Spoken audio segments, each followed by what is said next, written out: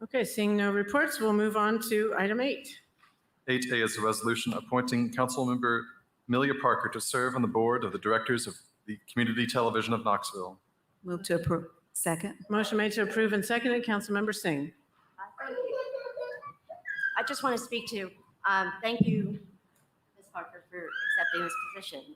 I think you'll do a great job. But it brings to mind, I think the city needs to have an ethics clause in our contracts. It's something that's been missing in other situations, and it's something that I feel is missing in this situation. So it's something I'd like to see the city work on in the law department. There needs to be an ethics clause with who we do business with. Thank you. Thank you, Councilmember Singh. The motion's been made and seconded. Any further discussion? Seeing none, all those in favor, please say aye. Aye. Any opposed? Motion carries unanimously. Next item, please. 8B is a resolution confirming the appointment of Lola Alapo to the Visit Knoxville Board of Directors. Move to second. Motion made to approve and seconded. Any questions or discussion? Is Ms. Alapo in the audience? Seeing no discussion, all those in favor, please say aye. Aye. Any opposed? Motion carries.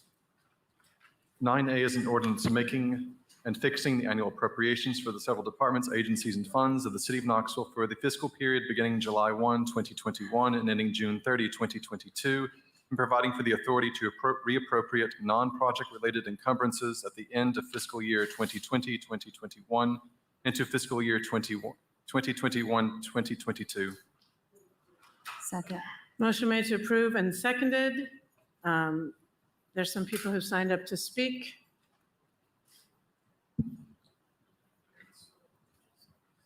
Okay. Council members, we have, let's see, let me just count it.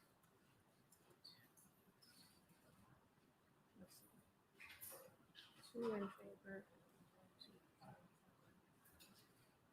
This, that's a different. So that's 1, 2, 3, 4. Okay. Council, we have a total of 8 speakers signed up to speak, 2 in favor and 6 against. So per your rules, I will proceed with up to 3 speakers for each, and each speaker will have up to 5 minutes. Ms. Nichols, if you could come to the podium, thank you for being here. Please state your name and address for the record. Good evening. My name is Phyllis Nichols. I'm with the Knoxville Area Urban League, 1514 East 5th Avenue. I want to thank Mayor Kincannon and Vice Mayor McKenzie and council members for allowing us the opportunity to voice support for the mayor's proposed budget. The Urban League respects all people and their contributions, and we actively work to serve and engage individuals from various backgrounds with different viewpoints, advocacy efforts, skills, and talents. To be brief, I will tell you the points of the mayor's budget, which I think aligns with the work that our organization has been doing in this community for 54 years. We believe an individual and family that are self-sufficient is the goal to having a strong, viable community. And when we think that the Urban League has been a HUD certified housing counseling agency since 1974, affordable housing is an annual concern for not only the people that come to us, but our growth as a community. We are supportive of what the mayor has invested and allowed in her budget for affordable housing. We know that this is just the beginning because we can't solve this crucial community problem in 1 year, but we have to start someplace. And we know that it doesn't have all the money we need. And again, I say we are supportive. It also is a longer term commitment because we know that that's what's going to be needed to solve the housing problem here in Knoxville. Secondly, we'd like to say that we are very supportive that the mayor's budget has included an investment in the Burlington community, a vibrant community at one time that now has been historically overlooked. And so the resources to bring this community vibrant again for businesses and the people who live in that area is long needed. And we thank the mayor and council for considering that. I also want to speak on behalf of a lot of people, because only 3 could be here, for the support in the mayor's budget for nonprofits. Nonprofits are the safety net for our society. We do things that the government cannot and should not do, but we cannot do that alone without some type of support because we contribute to the betterment of lives for all citizens. And so on behalf of my fellow nonprofit members, we thank you.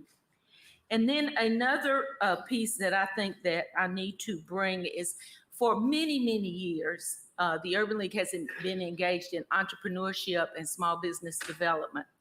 And we have been working with a few partners, but what we see now, and a request that we have had over multiple administration, is a disparity study for the economic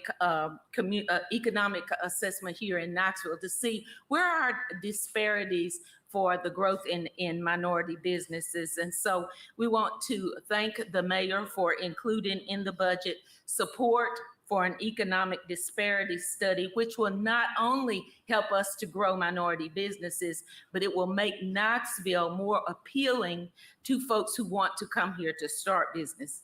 So in conclusion, affordable housing, investment in the Burlington community to support an economic development study, and support to nonprofits are primarily the areas on which I am here to endorse the mayor's proposed budget. Thank you.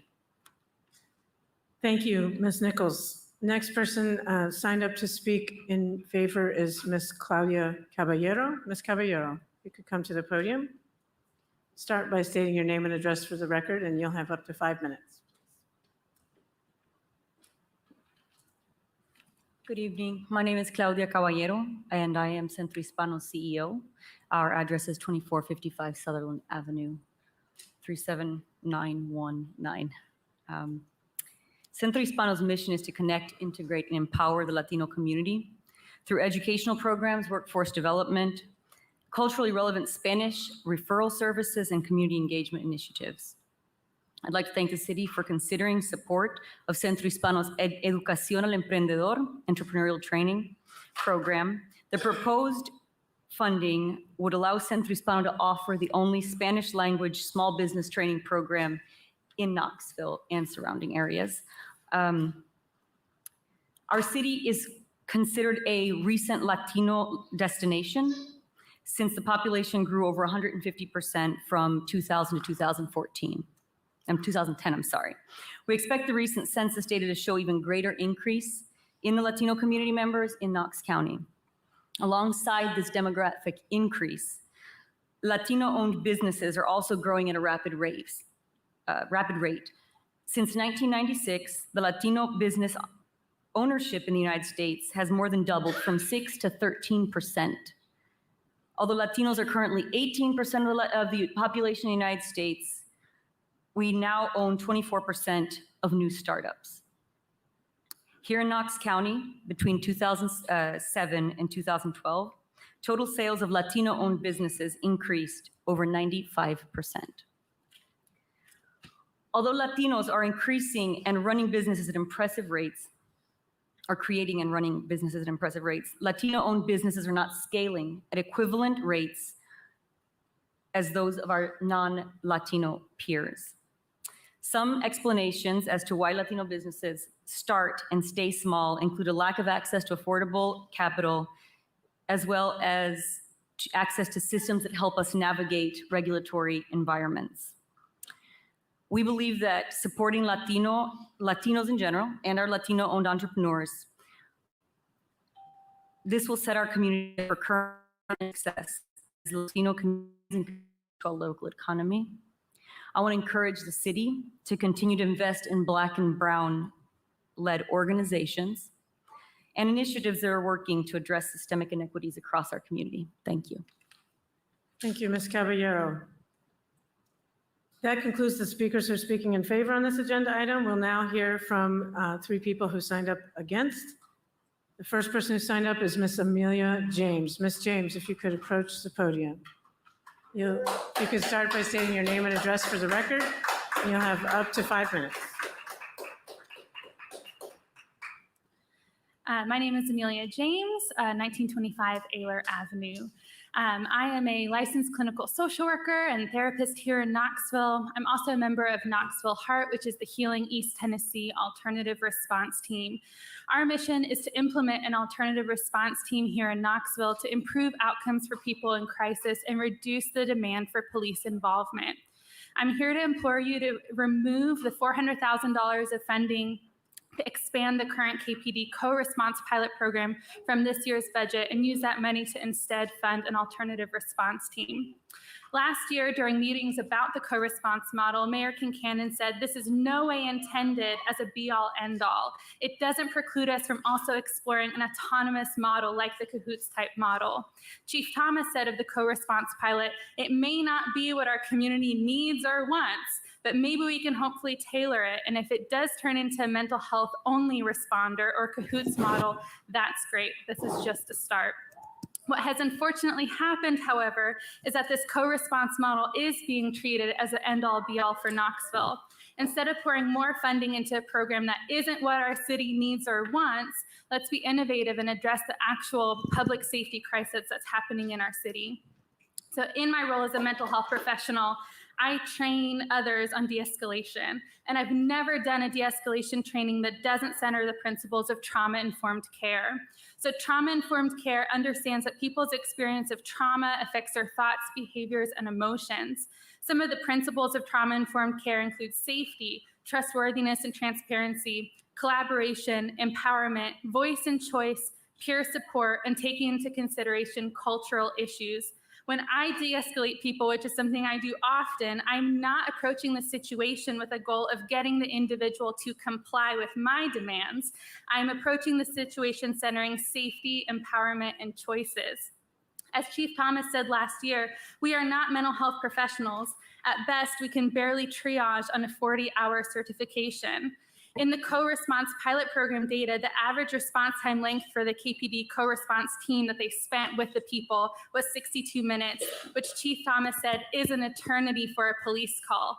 You know for who 62 minutes is not an eternity? Mental health professionals, because we understand that effective trauma-informed de-escalation requires patience and time.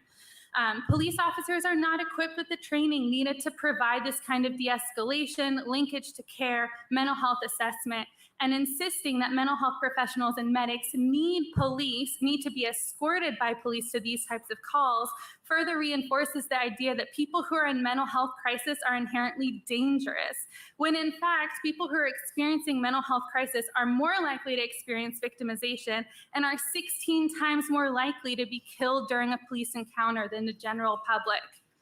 36% of the calls the co-response team responded to in the data were for suicidal ideation, and about 45% of the calls resulted in transport to the emergency room.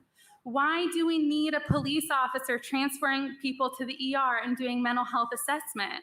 I can tell you that in the past 5 years, I have regularly worked with people who are experiencing suicidal crisis, who are actively using substances, who are distressed, dysregulated, experiencing houselessness, and I have never once felt unsafe or felt that my safety was any way threatened by the clients that I'm serving.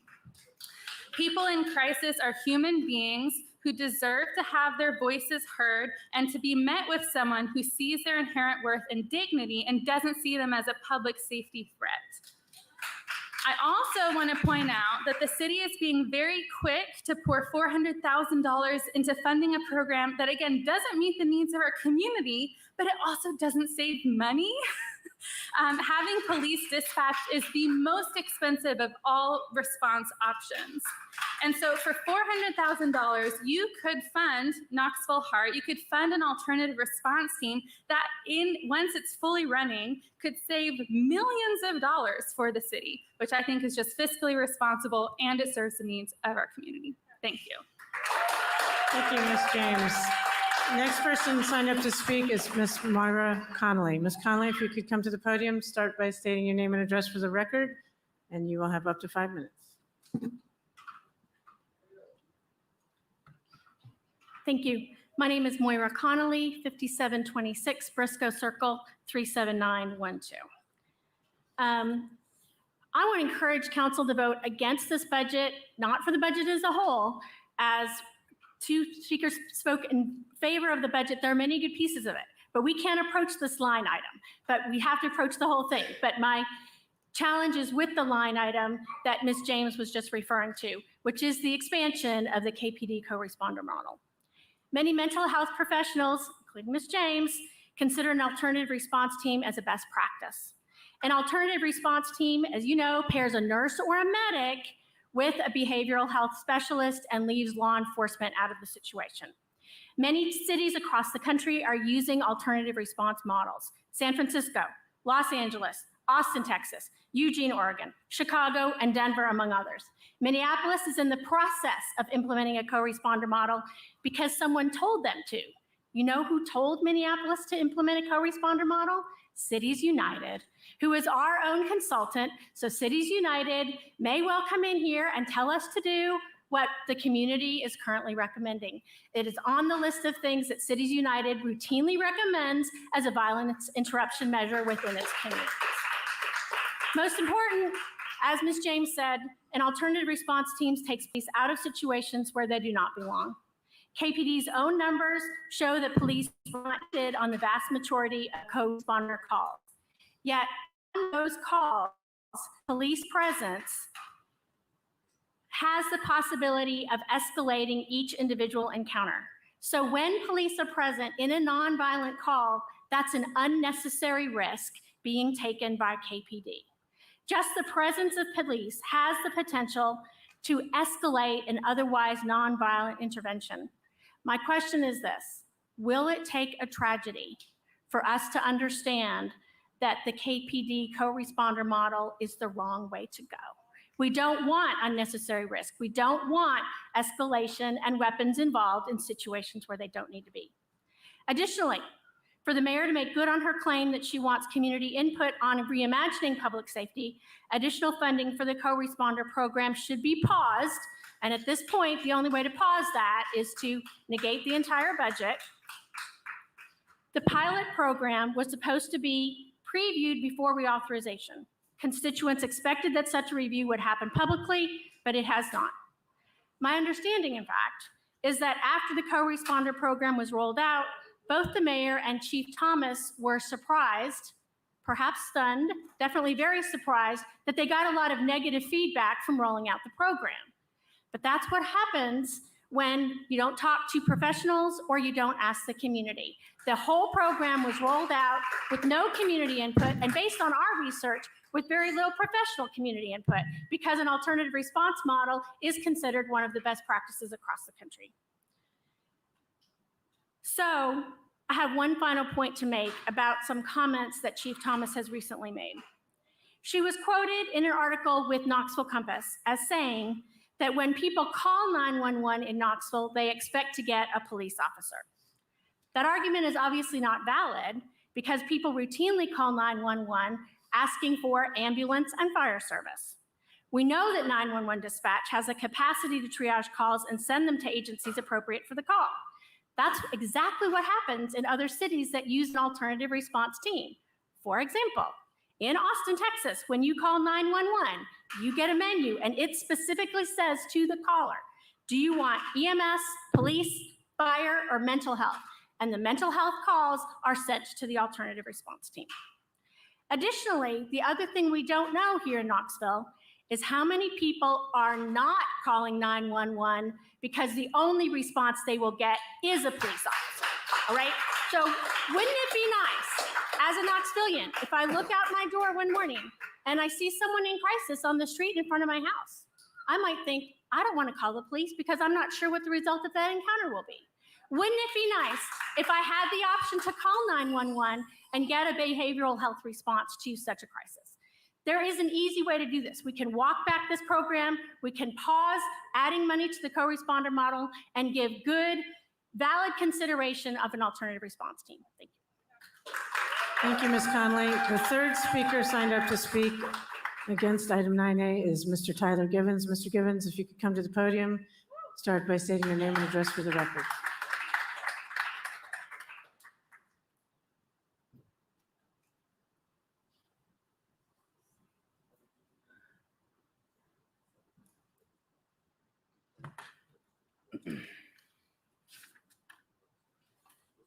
My name is Tyler Givens. I live at 1823 Explorer Lane. The United States spends about 15% of its tax revenue on the military. Knoxville is spending 16.7% next year on KPD. We're not in any wars that I'm aware of, though sometimes the city feels like occupied territory when a tank rolls through a neighborhood, or a helicopter circles loudly overhead, or a couple unmarked SUVs with no dash cams or body cameras equipped follow people around. The $400,000 we've been discussing should be held back from the KPD budget and for a more appropriate co-responder model. From the budget, a reading. Among the most visible signs of the affordable housing crisis in Knoxville are encampments of individuals experiencing unsheltered homelessness. As in past years, the FY 21-22 budget allocates over $1 million of local funds directly to prevent homelessness and address the needs of those experiencing homelessness, including street outreach and support for the Foyer, a low barrier shelter. I wanted to dive into that over $1 million number again a little quick. In FY 18-19, the homeless prevention budget was $1,226,000. The proposed budget for next year is $1,153,000, a decrease of around $75,000 from the 2019 budget. The low barrier shelter mentioned in the budget has only 40 beds compared to Knoxville's around 900 overnight homeless. More from the budget. Quote, "The solution to homelessness is housing. Through the new Affordable Housing Fund, this budget appropriates $1.5 million specifically for permanent supportive housing, which is critical to providing housing for many individuals who struggle with chronic homelessness." This quote seemed really familiar to me, like I had read it somewhere before. So I went back and found this quote. "The most critical issue facing homeless people, the lack of permanent housing, must be the first and most important issue to be addressed." That quote is from the 10-year plan to end chronic homelessness in Knoxville, finalized in October of 2005, over 15 years ago. How long do we have to wait, Council? How long do we have to wait while people suffer in the streets? The 18-19 police operating budget was $55,181,000. Reported crime was down 6.1% year over year, and the next year, reported crime was down 8.8%. In 2022, the police operating budget will be $60,661,000, an increase of about $5.5 million from that 2019 number. In 2019, there were 25 homicides in Knoxville. KPD solved 10, failed to solve 12, and committed 3 of them. In 2021, despite all their equipment and training, they could not get a 17-year-old boy out of a bathroom without inciting a shootout. For this exemplary performance, we're giving them a $5.5 million raise on top of a $20 million budget bailout for their new headquarters. We're 5 years behind our 10-year plan to end chronic homelessness. The count of people in our streets has been 900 for 15 years. No progress has been made at all. And still, the city tosses crumbs from the budget to virtue signal support. The top 3 reasons for homelessness listed on the official Knoxville homelessness dashboard are no affordable housing, mental and other health reasons, and eviction. This budget gives crumbs for affordable housing. It gives crumbs for a bad co-responder model for mental health. It gives crumbs for rent relief. It gives $20 million extra for a new police department. Defund the police, fund social services, build affordable housing, and arrest the cops that killed Anthony Thompson Jr. Thank you. Thank you, Mr. Gibbons. Council, that was the third and last speaker per your rules. So we'll move to Ms. Testerman. Discussion on the agenda item. Thank you, Mayor. I do have a couple of budget questions. First, to Chief Thomas, during the budget hearings, you noted that Sergeant Clinton is currently the only officer as part of the co-responder team. And just as we expand this program, can you share some insight on how as we add more co-responders, how we'll recruit, train, and add officers to this initiative? Sure. What we plan on doing internally, of course, we'll work with the mental health provider again they will work on their end on their person that will work with us. But as far as which officers are selected, we will do what's called a posting through the department for officers who are previously certified in crisis intervention training, not just had the familiarization, but are certified. And they will go through an interview process to determine which 3 would be best for that position. Thank you for that. And then I do have a question for Director Kincannon. For all of our infrastructure endeavors, I know that sidewalks are at the top of our list and our constituents list. And I'm curious, as I know on some of the sidewalk projects that we have to acquire property through acquisitions as part of these projects. And are the fees within the budgeted allocation for the sidewalks, is that a separate allocation for as we have the list of these different sidewalk projects when we do have to acquire property? Councilwoman Testerman, my understanding, excuse me, is that there is an allocation when the budget is first established. Depending on how long the project is delayed, that allocation may have to be increased, but that typically that is included in the original budgets. So as we look at the different sidewalk projects, we're estimating based on those projects what we might have to acquire in order Yes, to ma'am. complete that. Okay, thank you.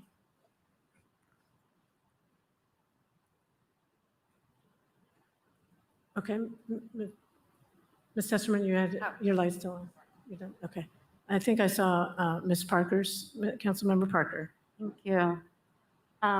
And usually I would make a motion that we suspend our rules so that we can hear from more public forum speakers. But, according to the memo that I sent out to you all earlier today, I really feel like we need more space, more time to discuss this program, as well as alternatives to this program. And so that's why I would like to make a motion to amend the budget, as well as call for a public hearing so that we can discuss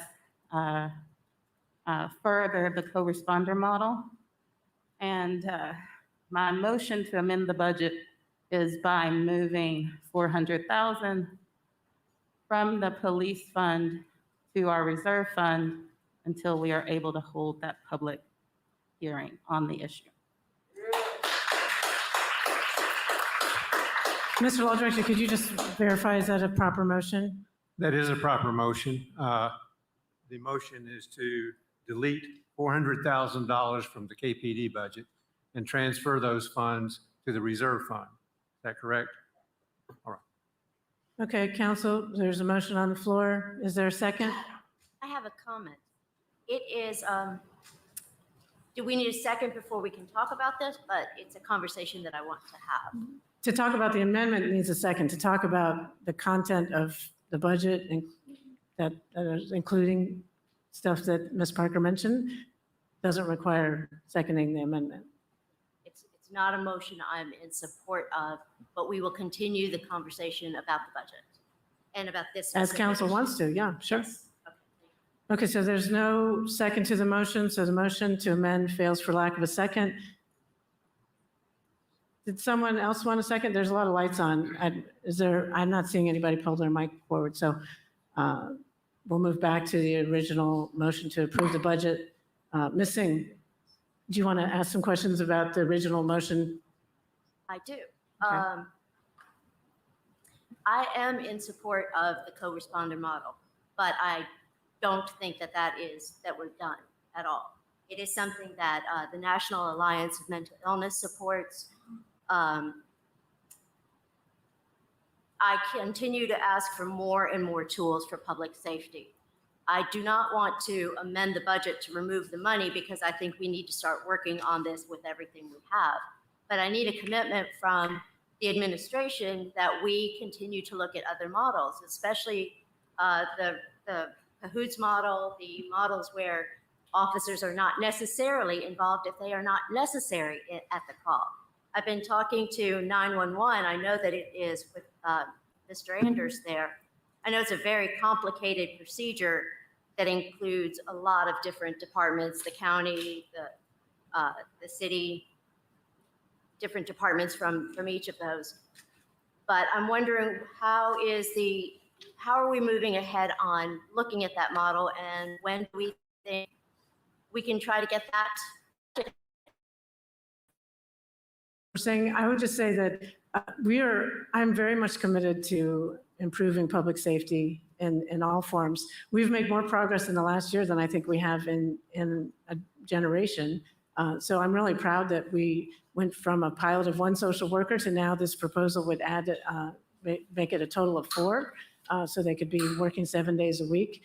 And that is more social workers than we've ever had contracted to address these mental health issues. So I'm certainly open to continuing to explore those options. I think you're totally right. I'm on the E911 board, and it is complicated, and we have partners. We're not the only entity on that board. So those conversations will continue. And like you said, the co-responder model is something that a lot of cities have.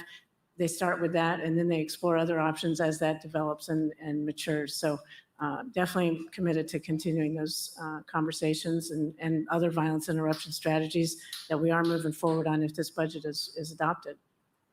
But if it isn't in this budget this year to fund I'm forgetting what the cahoots model, let's just go with the cahoots model. If that's not in the budget this year, it means that it's not going to happen this year. And we have a full 13 months that it won't be in effect. And I think we should move faster on something like this.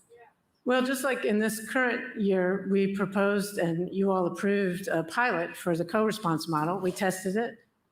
We found it to be effective and successful, and now we're expanding it. So those kinds of things can happen in the upcoming budget year as well. Is this something that we can have a workshop on and try to the council understand it Absolutely. better and see which departments are involved and how we can start moving forward this year? Yes. I think Councilmember Ryder was next, and then we'll go to Vice Mayor. Yeah. So there's a lot in the budget besides one piece of any particular pot. But I just want to clarify for everyone in the audience and listening, we are approving the budget, not specific necessary line items. They're directed to particular departments. This 400,000 could be used part of the year for one thing. We still have to approve a contract for how it's spent, correct? Okay. Correct. So we're not doing that tonight. We're approving the pot of money, and then ensuing is the conversation about, and the contract that we review to expand upon anything that we've been doing or have done. I know we put out a specific RFP to do the co-responder model, and we approved that contract for the pilot that we've done so far. Has anyone approached the city or had any conversations, a service provider that could provide a Kahoot style model? Has anyone been, as a provider, been identified in our market that could provide that service? No, but I'm going to have Ms. Gill respond to that in more specificity. Yeah, thank you, Mayor, and thank you, Councilwoman Ryder. So just to make sure we're clear, the existing contract runs through July 31st, and we do have to bring any contract that would extend or expand a program to council. So you will have the ability to review whatever form of contract manifests as a result of this opportunity with funding. So wanted to make that clear point. And building on, again, the request around a workshop, I think that is something that we very much anticipated that you would desire. And so we have already expected that that request would come in. And again, we will look forward to working with your council leadership to get that date on the calendar, and certainly can make that happen really as soon as you all are ready. So we're very interested in sharing that information. One of the things I wanted to mention, I think, Councilman Ryder, you've touched on something really important here, is that when we look across cities who are doing co-response, we find that some of those cities also have alternative response. And so again, there's an important piece here that these programs that we are doing in co-response and that you've had speakers tonight mention, they are not mutually exclusive. And in fact, they can be extremely complementary. So one of the challenges that we have seen when we have looked at the feasibility of such a program in Knoxville is that that immediate feasibility is somewhat limited. We think that there are benefits to this, and that, as folks have alluded to, there are gaps that could be filled by such a model that don't require the presence of a trained officer. But I think one of the places where we have identified the need for more research and more capacity building, there's several of them. The first is the ability to effectively triage at the dispatch level. I think that's what you were alluding to, Councilwoman Singh, in terms of working with E911. That's critical. We also have to see a readiness and a willingness of providers to offer not just ad hoc responses, but again, a systemic response. If we are doing this at the 911 level, it means that we have to have the ability to respond systematically.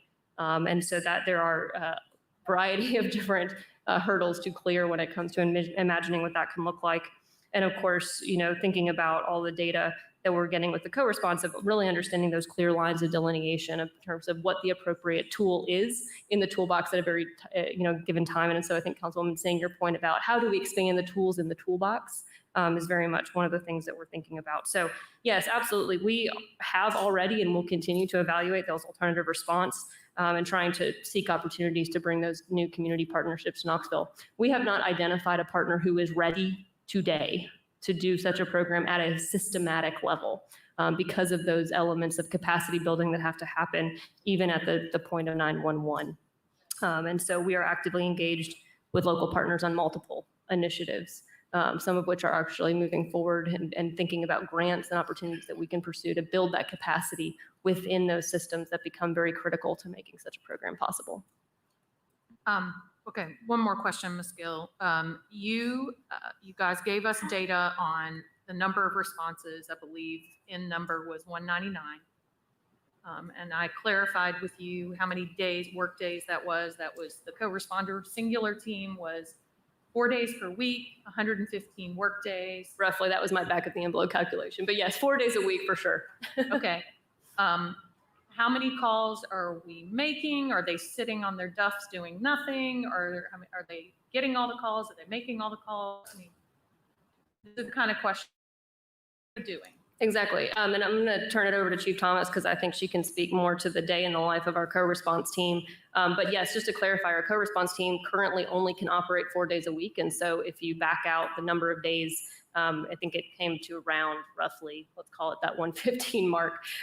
In addition to providing the direct response to the calls that come in at which the co-response team is dispatched, another pretty significant portion of the day is spent doing follow-up visits. So within a 72-hour period, the co-response team is trying to make a follow-up contact with each and every person who they interact with on a call to ensure that those individuals who have been referred to service, ensure that they can get follow-up service, essentially touch base with them. And those follow-up calls not only take up a lot of time, but at the end of the day, they also are very important because they reduce the number of repeat calls that come in for an individual. So we've been very pleased with those results. I will turn it over to Chief Thomas here, though, to provide additional clarity.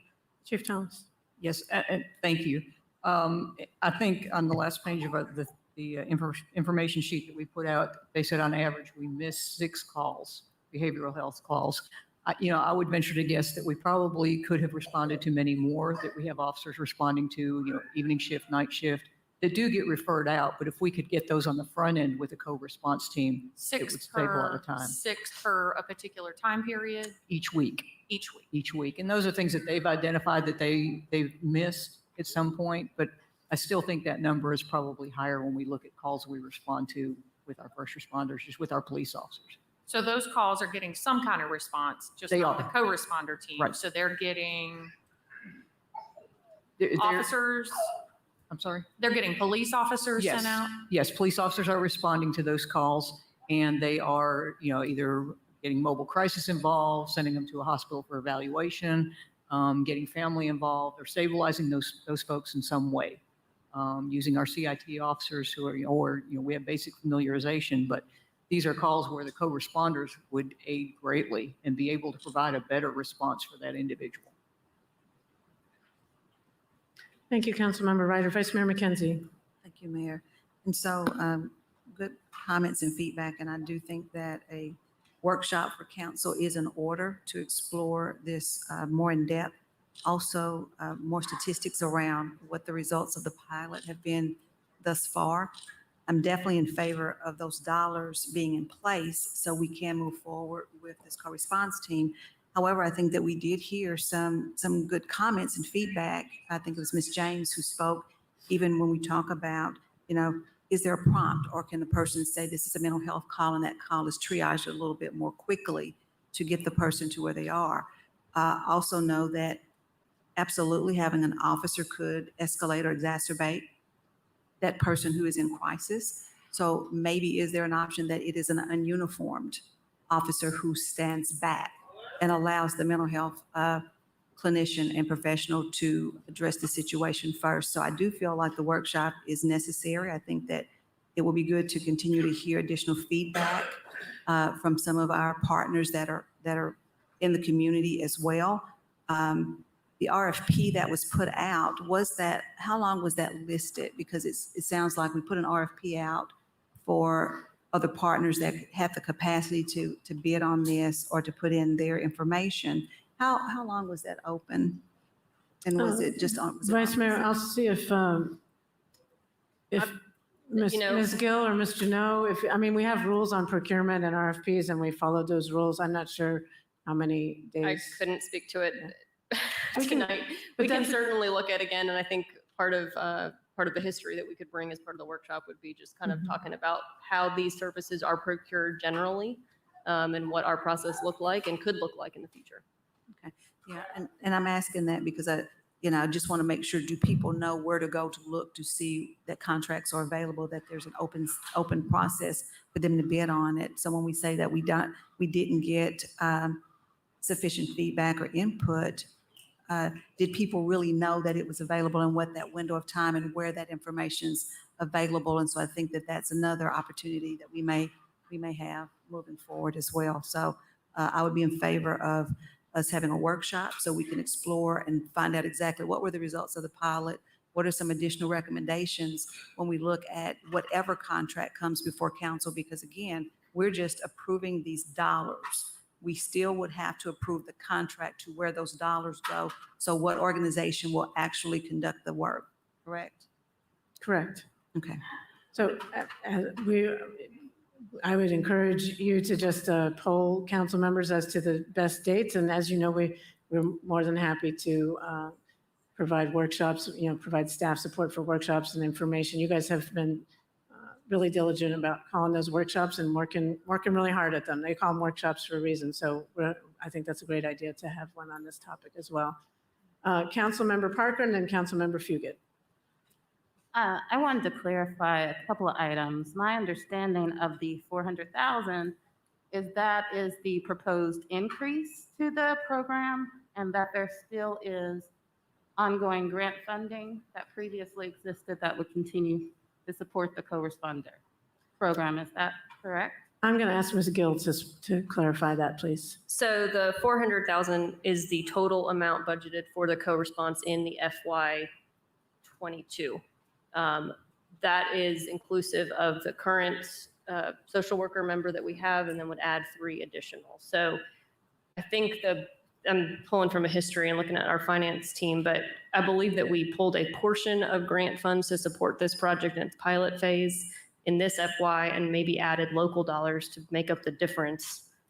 But those dollars are one-time funds, and therefore what's appropriated in this budget would be to continue the program with 4 teams, all local funding.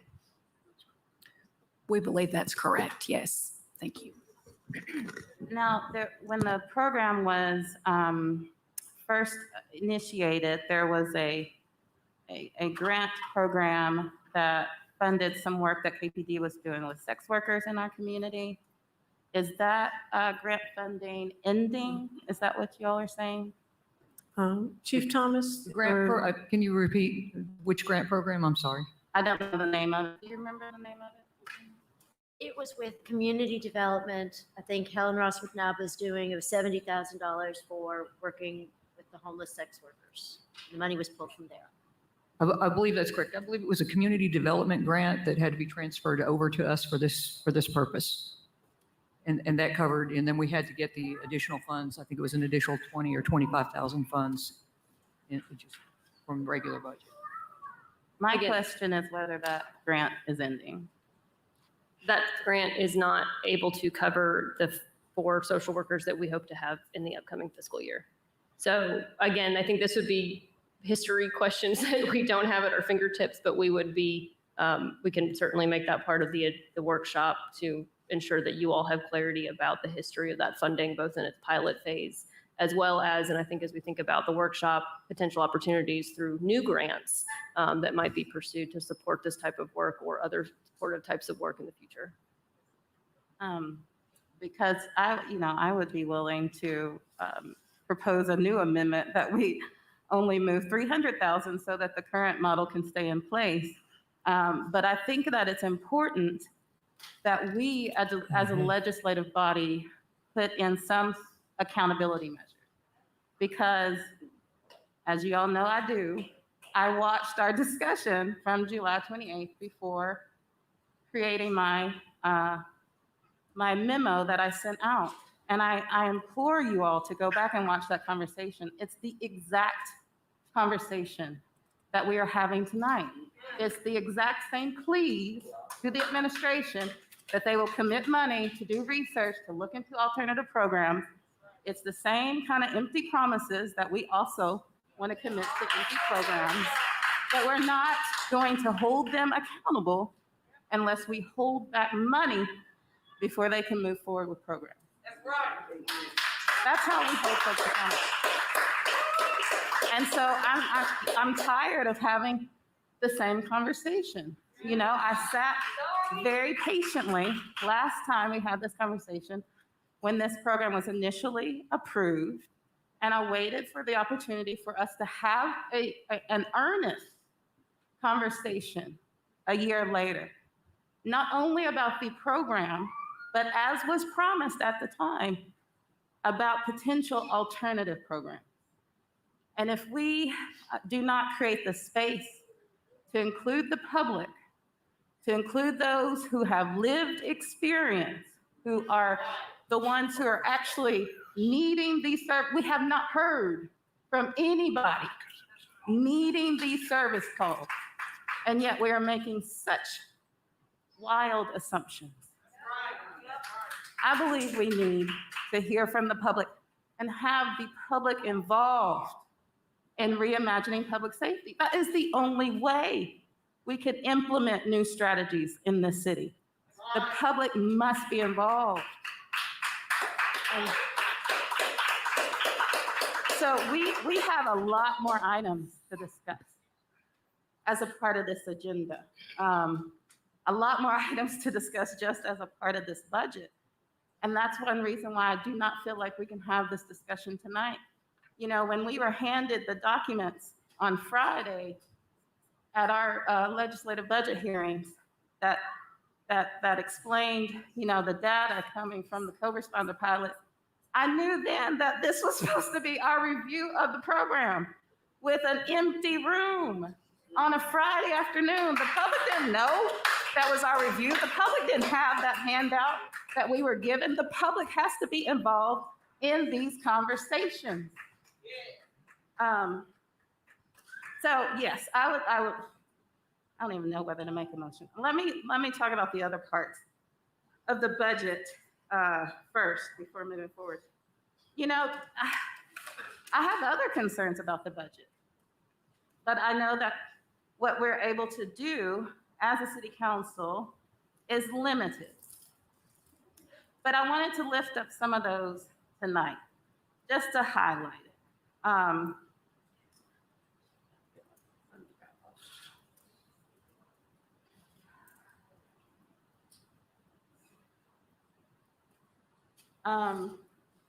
You know, one thing that we did not talk about during this process, we talk about it later, but not before we approve the budget, is the capital plan. And to me, the capital plan indicates what are the city's priorities over the next 5 years, at least from today's standpoint. And I'm worried about some changes that I see in the capital plan from what we were given last year. For instance, the Burlington redevelopment has now been moved from community development or economic development to engineering. And what that communicates to me is that the $2 million imagined for that area is only for streetscapes, and it's not for the economic development that the community has said has to come with the infrastructure investments. Do you all want to speak to that tonight, or do we just wait until we discuss the capital plan on that one? I'm happy to speak to it. What your question is, just to help understand the Burlington investment that we propose in this budget. Yeah, I'm really proud of that investment, and we're moving forward. We're moving from discussions and getting community input to action. Mr. Brace, if you wanted to sort of elaborate on that and explain further what the plans moving forward are, if this budget is adopted, how we Well, and I think, thank you very much, Okay. Mayor, and good question, Councilwoman Parker. And I'm going to kick this over because this is two parts. So oftentimes, development in an area is both infrastructure and it's also existing programs to support owners of buildings and industries in that area that are going to create jobs. So we specifically heard from the community about infrastructure. That's why those dollars were moved over to engineering. Engineering is who manages our infrastructure projects. So we have enough dollars to do design, which our community engagement folks and our engineering folks have been working with the community based on the work that the East Tennessee Design Center had done. That wish honing it down to design that then engineering can manage. I'm now going to kick it over and talk about community development and economic development. And there are other programs to do that beyond infrastructure. I think just to specifically get to what Mr. Brace was speaking to and Ms. Parker's question about those funds being in the capital budget, there was a community process that resulted in a plan for the utilization of city funds to support the Burlington community. And I want to thank Vice Mayor McKenzie for assisting community empowerment. Mr. Lomax was involved with that, as well as Don Michelle Foster, who has a long ongoing relationship in that community, and Ms. Wade's team from community development. And so the funds were very specifically designated, of course, with support and leadership from Mr. Cannon. The community specifically asked for those funds to be utilized in the way that they're being allocated in this budget. Those are infrastructure projects that are managed by engineering. The funds, therefore, need to be in the engineering budget in order for that process to be managed smoothly. Thank you, Ms. Welch. Thank you, Mr. Brace. Ms. Parker, there's several other council members with lights on. We can come, if you have another question, or we can come back to you if you would prefer that. Yeah, you can come back to me. Okay. Ms. Fugit, you were next, and then Ms. Singh. Thank you, Mayor. Just a quick clarification. The $20 million that we're doing, that we have the cost overrun on, is the public safety building. It's not just the police. It is police, fire, pension, and E911, correct? And the city courts. And the city courts. So thank you. I just want to get that out there. It's not just the police department's headquarters. It's all public safety headquarters, and the city courts are being relocated. My next question is on the $400,000 issue. Chief Thomas, I think what I understood from all this discussion is that that money is not to hire not one more police officer. That money will be used to hire social workers. Am I correct? That is correct. Thank you. So the funds will only be used to hire social workers, and as Ms. Ryder, as Councilwoman Ryder said, the money sits in that budget, and then a proposal will be brought to council. We can either agree with it or disagree with it to spend the money, correct? Yes, ma'am. That's Thank you. correct. I just want on the record, it is not hiring more police officers. It is putting 3 additional social workers on the street that we do not have. Thank you. Thank you, Councilmember Fugit. Councilmember Singh. Thank you, Mayor. Councilwoman Parker brought up something that just brought me back to last year and upset me all over again. But do we not have an issue with sex workers anymore? I mean, did we just pull that money from there and now that is not a population that we're trying to assist? And then the idea that all of the extra ideas of public safety have to come from grant money, like we need to start thinking outside of the box with the bulk of our money. It shouldn't, I know we get grant money for all sorts of different projects, but this needs to be more important than just if there's grant money available or if there's not grant money available. We're just a very different society than we have been in the last, we've changed a lot over the last 50, 60 years, and we need to change our models. But I'm gonna get back to today. Back to the budget as a total. 2 weeks ago, I had voted no on the budget, not because of what was included or not included in the budget. It had to do with the principle of what is the role of city council in the budget? Do we really have a say? And I have voted many times no when there's a list of funding, 4, 5, 6, 7 items all lumped together to say that I can't do my job when you just want me to approve everything altogether. So I did want to speak once again with the council lawyer about what happens if all of us vote no at this point? And is this at the state level or the city charter level that the council does not have? I'm very impressed that Councilwoman Parker was able to find a way to find an amendment that is valid, but which level, is it the state level or the city level that prevents city council from being more involved line item wise? Well, it's Councilmember Singh, it's answer your first question. It's the city charter that mandates that if council does not pass the budget, I believe 15 days before a certain deadline, that whatever the mayor proposes shall become the budget. I talked to the finance director last week, and the concerns, even if council did not pass the budget, about the city being able to pay its employees, pay its bills, pay its obligations. So there's a mechanism in place that might not ever get to, but you've got to. The city has bond obligations which it must meet, and the city, as you learn, the city is involved in so many different aspects, whether it's street paving, police, fire, the services that have been discussed tonight, that those obligations must be met. Excuse me, and that's in the city charter. I haven't looked. I don't know if there's some requirement under state law, but I would think there is some sort of fiscal responsibility that local governments must maintain in order to simply function. Thank you, Mr. Frost, but it seems like we're defining our limitations and our power by the absolute worst scenario. And last 2 weeks ago, I think we are all responsible adults that wouldn't just say, we can't agree, so we're not paying anybody this week.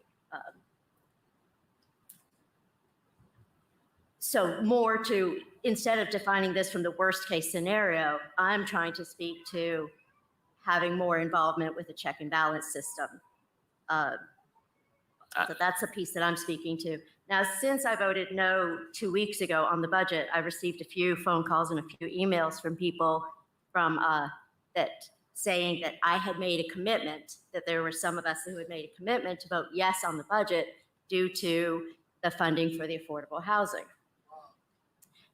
So that was a big conversation to have, but it also adds to my point that I spoke with these people and said, it doesn't really matter if I mean, I will always vote yes for affordable housing, always. But that's not the question at hand. Right now, if I vote for affordable housing, I'm voting for many things I agree with, many things I disagree with. And that's my point is we need to have a little bit more say-so in this budget process, I believe. Like I said, I'm going back to checks and balances. Thanks. Thank you, Councilmember Singh. Councilmember Ryder. Yeah. So again, I want to point out there's a lot in the budget that isn't particular to this topic, but we are talking about this topic, and I feel there's a lot that's not being said that I think needs to be said, which is the reason we're having this conversation, the reason we're talking about having co-responder models or alternative response models is because over the last 20 to 30 years, the federal governments and the state, the singular federal government and the state government have rolled back and cut back mental health care. We don't have a Medicaid expansion in the state, and I'm not directing this at any one person in this room. This is for everyone listening. What we're being asked to do is pick up the pieces and fill in the gaps with the tiniest pocketbook. And I have said this before in my 3.5 years up here. The city has the tiniest pocketbook. Look at our budget compared to, and think about it every time you vote. The federal government and the state governments decided we didn't need Lakeshore. I'm speaking. We can't be expected to fill in all the gaps and take care of everyone that doesn't have mental health care. We can't form a hospital. We can't fund all the drug rehab that needs to happen. And the police officers, if you talk to some of the ones who've been around for years and decades, or the firefighters that go out on the first responder calls, the shift in what they see on the calls has been immense and incredible. They are seeing things that they didn't see decades ago because of the shift in care and lack of care. So something has to change on the federal and the state levels, or some kind of support for us to do that. We can't expect police officers to do it because that's not what they were trained to do, and that's not what they went in to do. Please be quiet while council members are speaking.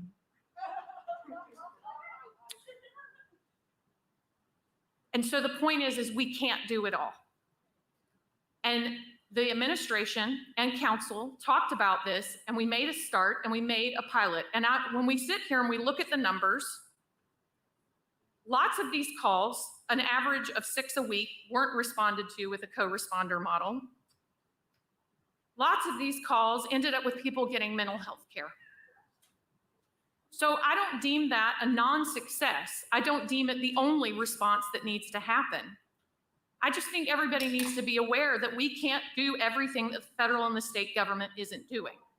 And one of the things that this budget can't do and doesn't do is all the drug treatment and other things that we need. And until we get help and fill in those gaps, we are going to continually have all the issues that we're talking about, and they're not getting addressed. So. Thank you, Councilmember Ryder. Councilmember Smith. Thank you, Mayor. There is a lot in this budget, and we've talked about some items tonight, but I want to go through a few other things that are in the budget that may be overlooked for those who are just now seeing this for the first time or just watching at home. I think the three biggest issues in our city, most urgent, are youth violence, affordable housing, and homelessness, and just everybody getting back to work and getting transit to work and workforce-related issues to small businesses after the pandemic. And so there's a lot in this budget for those things, and I want to call those out. If we all created a budget by ourselves in a vacuum, it would look different. We're not going to agree on everything, and it's impossible to. And this budget wasn't created last week. It wasn't created last month. It's been created for the past year or more by listening to folks in the community. So we'll disagree on things, and that's fine. But there's some things in here that I think we can all agree on. One is housing. Thanks to Justice Knox and others that have rallied around this issue, and the administration particularly, but everybody here agrees on the Affordable Trust Fund. I'm glad that Justice Knox here to see that through. Our city, unfortunately, due to COVID, got more funding for housing than ever before. So the glass half full version of that is that we spent more money on housing and homelessness this past year than we've ever spent in the city's history. We spent more money this past year on housing and homelessness than our city's history. The greatest need is that, and we spend a lot of money on it. And so that's really important. One of the most expensive capital budget items in here is Austin Homes, something that this administration has continued from the previous administration, and I think is a worthy continuance. Youth violence is something that everybody in our city has paid attention to. Everybody has been heartbroken by, and everybody wants to fix. And there's not an easy way to do it, but we're trying and we're active. And so this council has already approved $1 million for urgent response and for continued response and long-term planning for that. More than that, the city, and this budget particularly, continues to fund the Office of Community Empowerment, which does great work. And there are a number of nonprofits who have been working in this city to help youth for decades. SEED, Boys and Girls Club, Urban League, Girl Talk, most recently the Change Center. This budget has funding for those organizations. And those are the folks who are doing the real work. So anybody, just as a shout out to the whole city, if you want to help with youth violence, take out a checkbook or go to one of those organizations and work. Show up, because they've been showing up. Now, this budget includes funding for all of those organizations and a lot more. And we shouldn't treat youth violence as a light switch that we can just fix. And so government can't fix it all. But we're trying, and we assign and empower those organizations who've been showing up on shoestring budgets. So anybody that wants to help, go help those organizations. I've forgotten the page number, but there's a list of them in the budget. Go show up. The third item, thank you.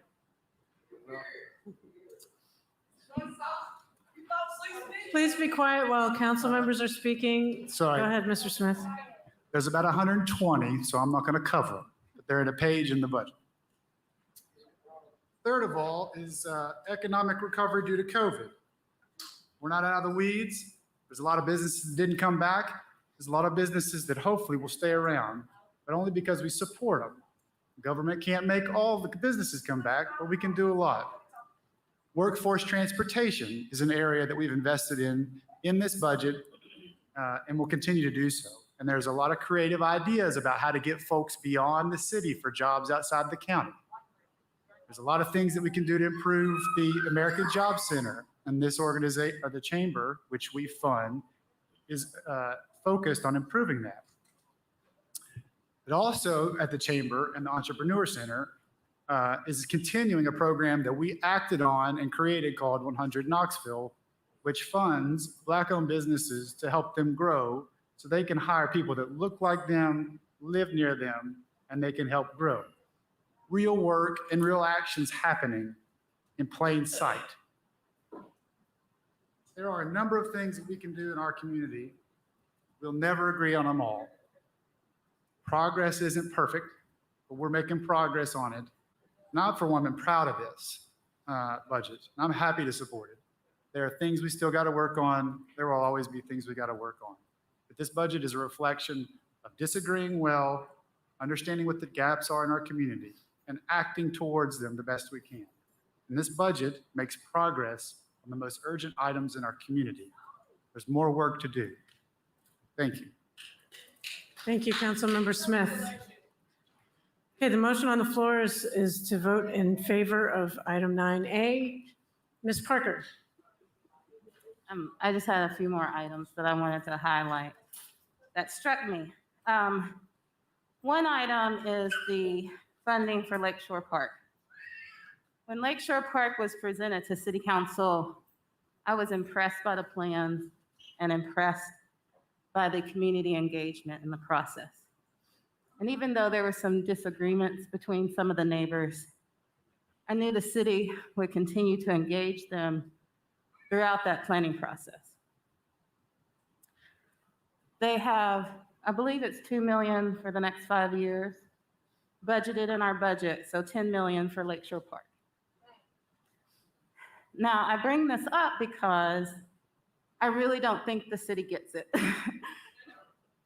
Within the last year, in our lowest economic zip codes, our zip codes with the lowest economic outcomes, we have seen we've seen 3 park projects happen that the community found out about maybe the day of or a day afterwards, where some donor came in and decided they wanted to give something to some poor folk, and the community didn't get a chance to be a part of the planning process. We saw that at Morningside Park with Blue Cross Blue Shield. There was not meaningful public input.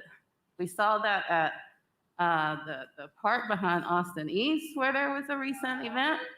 We saw that when I think it was Candace Parker came in with the basketball paint. Who was it? Candace, she didn't come here, but she sponsored. Okay, sponsored by Candace Parker. I thought that was a cool project that I'm elected official. I only found out the day of. There are these opportunities when there are improvements being projected for a community. That's a community building activity. When community members are a part of the planning process, when those plans reflect their hard work and their, what they've lifted up as important for their community, they take more ownership of that community. But when somebody comes in and it's whoever's got the most money gets to do whatever they want to in our community, that's when you see people take less ownership of their community. So I just have a real problem with that. I would like for us to have more projects like the Lakeshore Park project, where community members are truly, maybe there needs to be more, organizations formed, like, I don't remember the name of the organization that's kind of been tasked with overseeing this process for Lakeshore Park, this planning process.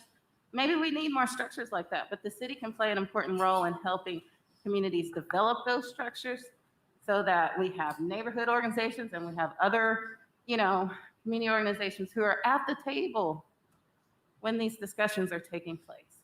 That bothers me. Another thing I wanted to lift up, which I can also lift up on the next agenda item, is, and I lifted up some concerns I had about the Affordable Housing Trust Fund. Ms. Parker, do you want to, you're speaking on 9B now or 9A? Well, it's a part of the budget, so I was saying I can speak on both issues. But we've made a significant commitment to the Affordable Housing Trust Fund.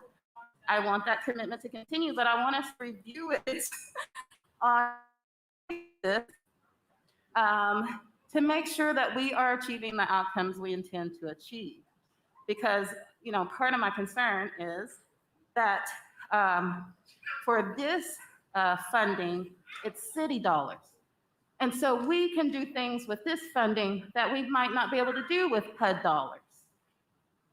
HUD may want us to use Knoxville metropolitan area to calculate area median income, but for city dollars, we can assess whether that is reaching those in most need in the city. And my concern is that we're not reaching those in most need when we're using that larger area median income that is at a higher, much higher level than so many of our communities, especially if you just look at 37915 and look at what the area median income is in that zip code and compare it to the metropolitan number. So, you know, there are parts of the budget that I feel like it it just needs a little tweak in some places if we would listen to the community. I'm sympathetic to what Councilwoman Ryder is saying, but it's also frustrating because, especially from my end, I feel like we're not asking for the world. Our charter actually allows the city to establish a public hospital if we wanted to. And we're talking about 65 million for a baseball stadium. I've seen other communities establish a public hospital for much less than that. And you can put the rest of the money, in a good, nice income generating account to help cover the cost of that hospital moving forward. So that is absolutely not out of the realm of possibilities. But for this discussion, we are sticking within the budget. We're talking about how to use city dollars. And I think we should leave space for those discussions, even though we want to do more, but allow space for us to talk about what we want to do with the money simply allocated in this budget. Nobody's asked for a tax increase. Nobody's asked for money to be added in a tremendous way in the budget. We are all having really reasonable conversations within the confines of the current budget. So I would hope, I don't think we're going to achieve anything tonight or this round, but I would hope moving forward that members of council are more open to listening to the public during this process and bringing those concerns forward when we have this budgeting process and opportunities for members of the public to address us during the public forum. I don't feel like it's disrespectful to the mayor to bring these issues forward. This is what we've been elected to do, represent our constituents. But right now it feels like it. It feels like we've created this culture where it is absolutely disrespectful to propose an amendment to the budget. I mean, no disrespect. But I do truly feel like in order for us to have transparent processes that the public can engage in and trust, doing things like, we did have some, announcements coming from our communications department,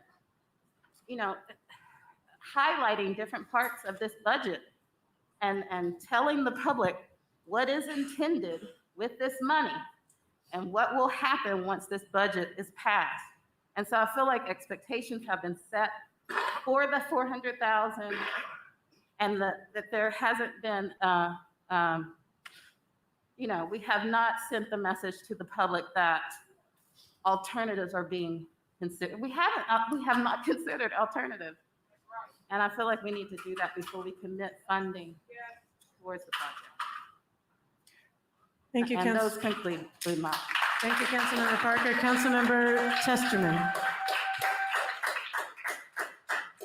I think I just want to point out, first of all, when we enter, as Councilmember Smith mentioned, this budget, budgets take a great deal of time to put together. And we had the mayor's budget hearing where we had the opportunity to hear from every director throughout our city government to hear what their priorities are, to hear, and also spent 2 days last week, again, walking through the budget, listening to the director, having the opportunity to ask questions.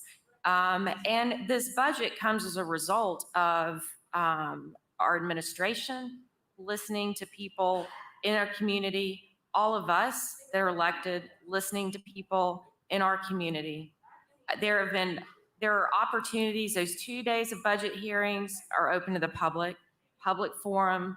And, I think I want to commend the administration. I want to commend the directors who are spending countless, tireless hours really evaluating all the projects. And we're not going to accomplish everything in a year or necessarily 5 years.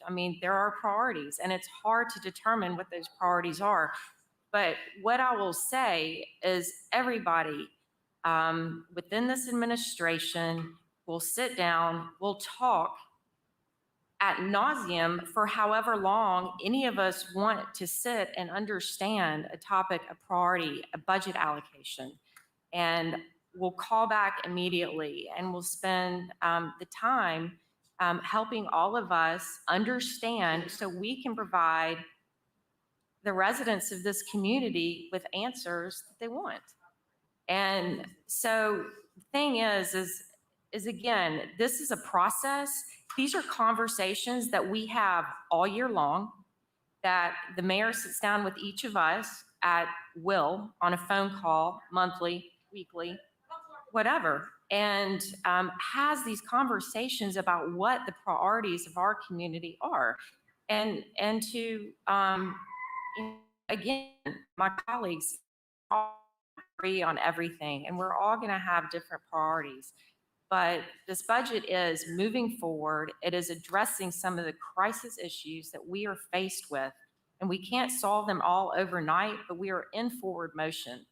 And again, you know, not everybody's going to agree, but I will tell you that with a lot of issues that are taking place, be it housing, be it homelessness, be it violence in this community, it is top of mind for every single person up here. Thank you, Councilmember Testerman. Any other questions or comments? Seeing none, all those in favor, please vote aye. Aye. Any opposed? No.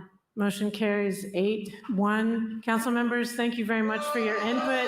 Thank you very much for your contributions. I'm really proud of this budget. 9B is an ordinance to levy a tax on all taxable properties, real, personal, and mixed, within the corporate limits of the city of Knoxville. Please be quiet while we conduct the business of the meeting. Move approval. Motion made to approve? Just did you finish.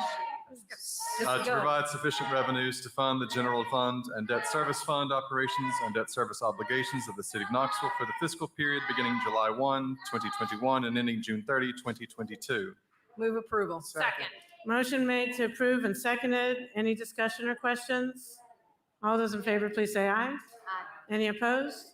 Motion carries unanimously. Next item, please. 9C is an ordinance of the Council of the City of Knoxville to amend Article 3, Division 2, Section 2-450 of the Knoxville City Code to adjust the City of Knoxville's classification and compensation plans. Move to approve. Second. Motion made to approve and seconded. Any discussion or questions? Seeing none, all those in favor, please say aye. Aye. Any opposed? Motion carries unanimously. 9D is an ordinance to amend Chapter 2, Article 2 and 4 of the Knoxville City Code to establish the Knoxville Affordable Housing Fund. Move approval. Second. Motion made to approve and seconded. There's one person signed up to speak in favor of this, Elder C. Danny Johnson. Mr. Elder Johnson, if you could approach the podium, and you'll have up to 5 minutes to address council.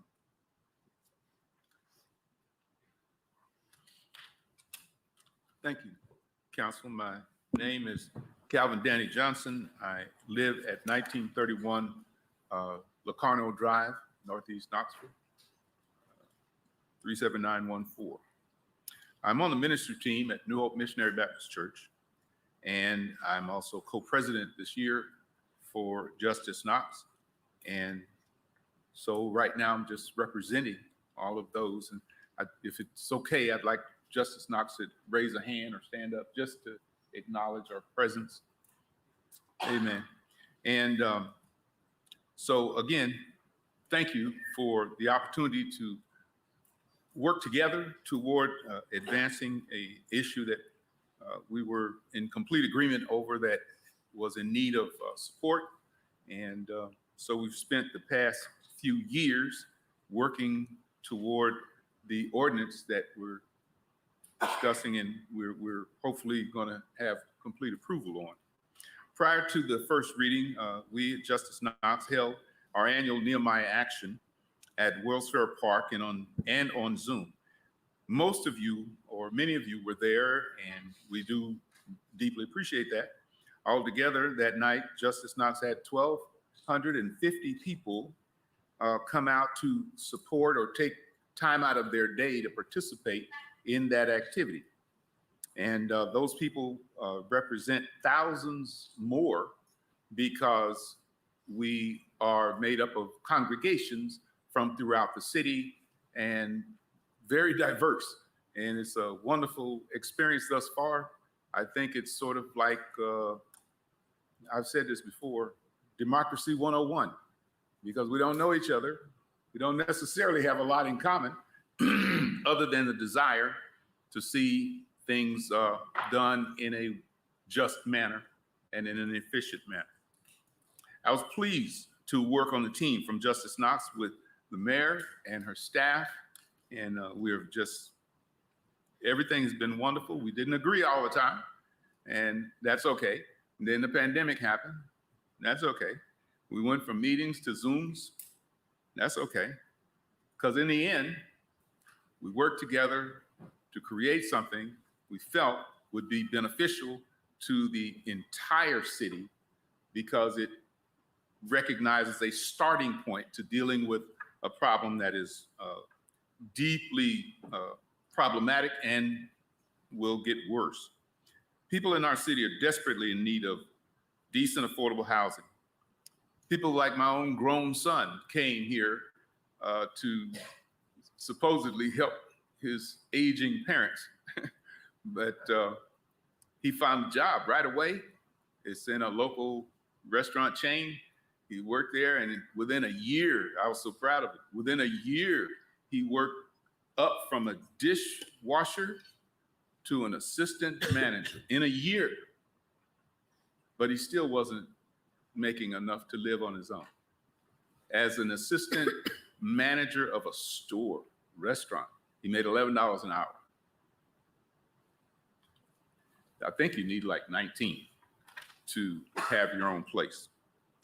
$50 million is the largest local financial commitment to affordable housing that the city has ever seen.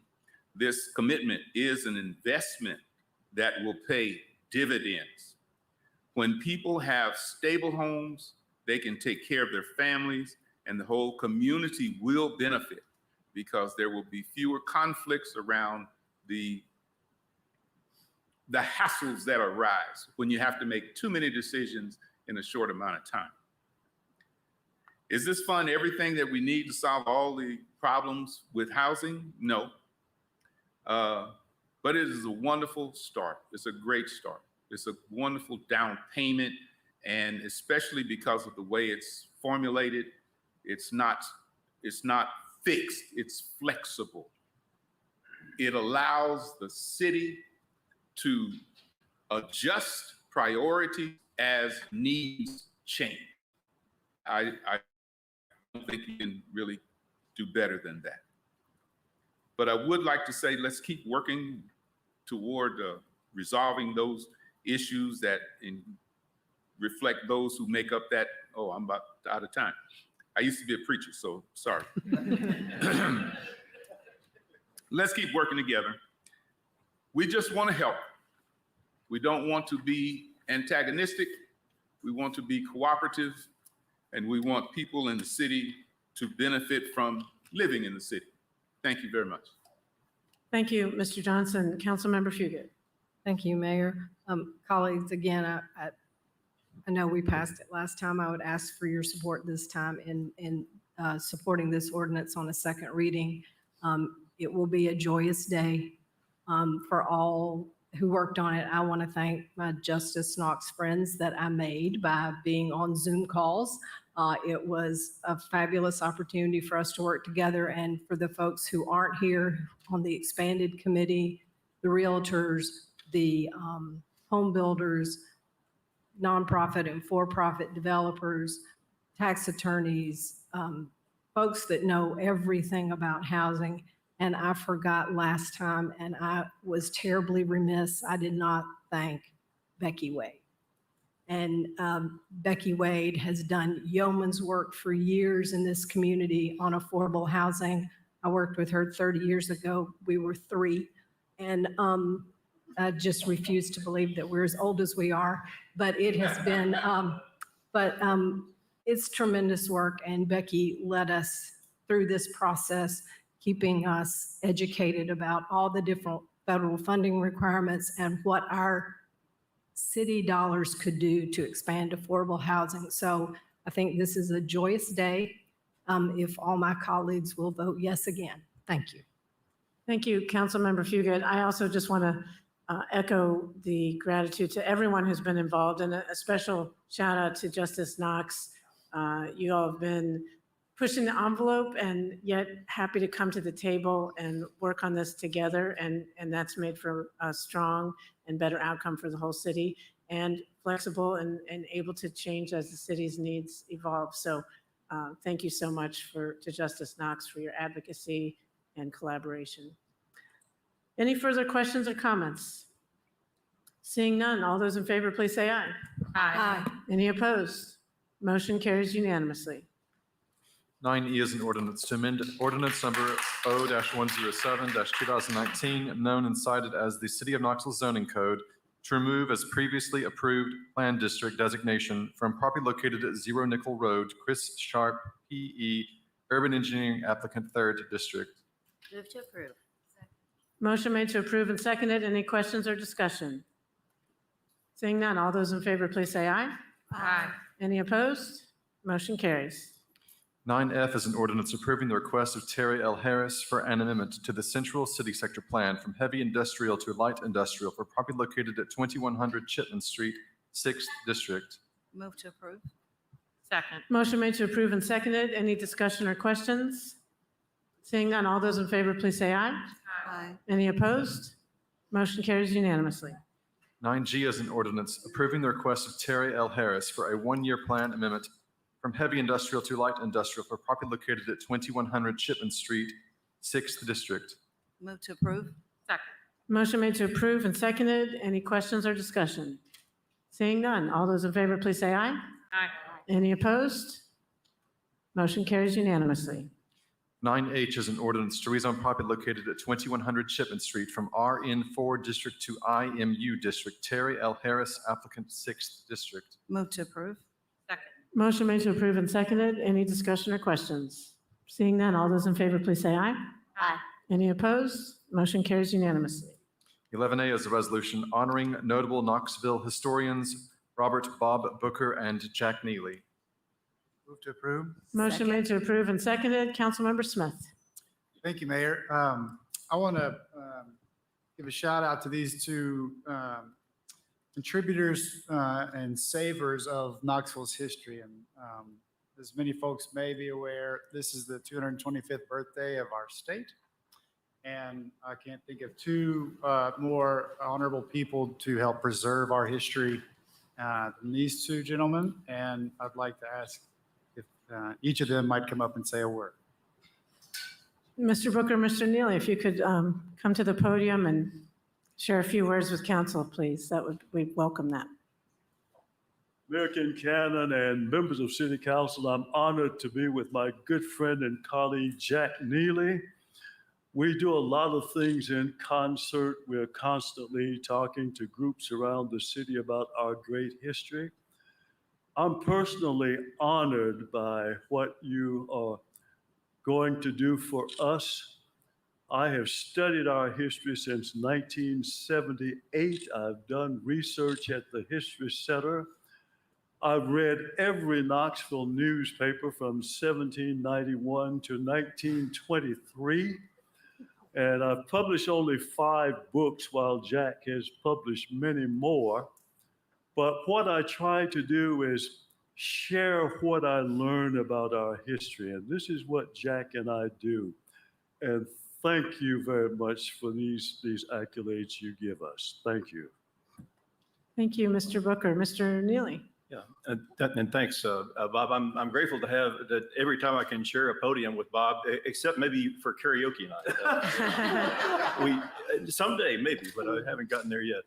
But I'm grateful for this as well, and not just for me, but for the recognition of the role that history has played. I think this is a very different city from the city I grew up in, and I think we've seen a renaissance here in the last 25 or 30 years, and I think a lot of it has had to do with the recognition of the city's history, which is fascinating and connects to all aspects of the city and brings in a coherence to the city that we've not had before, and a connection to the rest of the country and the rest of the world in many ways. And also its history is relevant to almost all the decisions that are made in this room. And I and the Knoxville History Project are we hope we can help with the city making its decisions are with our constantly fascinating and constantly surprising history. And Bob and I are both grateful for this, and it's fun to. This is the first time I've ever shaken hands with anybody since last March. Thanks. Well, thank you, Council.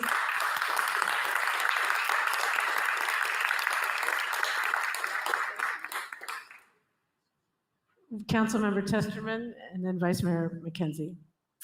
I'd just like to say to Bob Booker, I've known you most of my entire life, and to Jack Neely, I've had the honor and privilege of working with you over the years.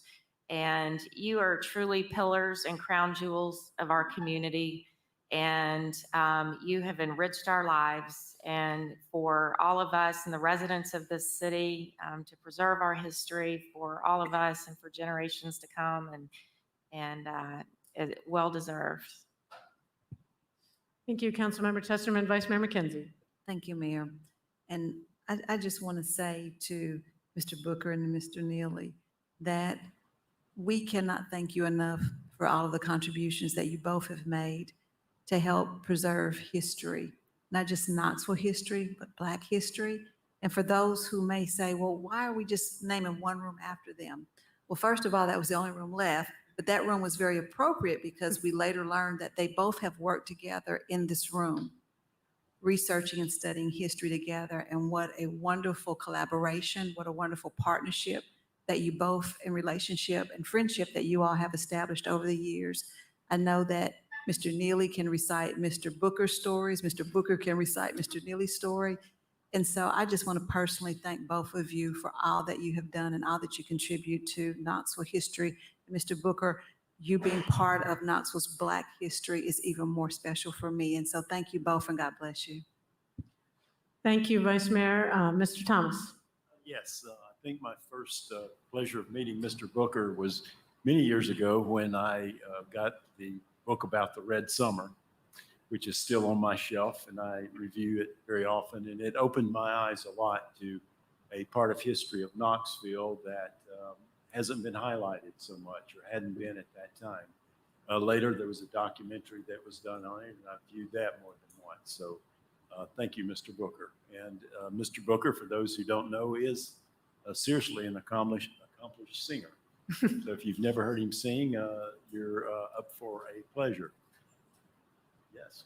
My old friend Jack Neely. I remember Jack and I, when we were in our 20s, we were walking the avenues and alleys of Fort Sanders. And back then, Jack always impressed me with his sincerity. And that sincerity is carried over into his writings. And Jack has been so generous with people who were neglected in Knoxville, artists that we had never heard before. I get a little choked up because he highlighted some people with me that I wasn't aware of, and they had not been given their due in Knoxville. And Jack had generously and tirelessly devoted his time. I'll just name two. There's many more. Buford Delaney, the artist, and James Agee, the writer. There's many, many more. But thank you, Jack, for what you've done for Knoxville. And I just really, really appreciate what you've done to reshape the identity of Knoxville and make it honor the people who have contributed to it that beforehand really hadn't gotten the notice that they deserve. So thank you. Thank you, Councilmember Thomas. I will just say that I was a history major, and I've read some, but not all of your books. I've read both of your books and want to continue to read the rest of them. And as you heard from the comments today, your contributions to our city are monumental and so important. And I'm so glad that this resolution is before council today. Are there any further comments? Seeing none, all those in favor, please say aye. Aye. Any opposed? Motion carries unanimously. Why don't we get it out?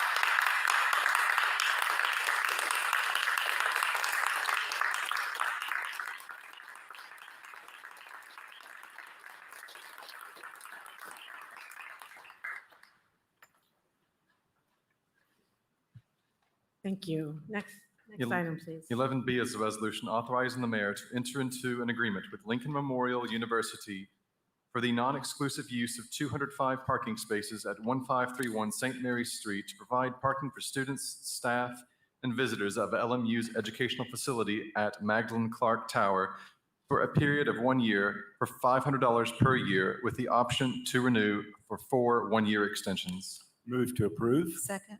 Motion made to approve and seconded. Any questions or discussion? Seeing none, all those in favor, please say aye. Aye. Any opposed? Motion carries unanimously. 11C is a resolution proposing to annex one parcel of land and a portion of a parcel of land abutting the northern right-of-way of Callahan Drive and to approve a plan of services for said area. Move to approve. Second. Motion made to approve and seconded. Any questions or discussion?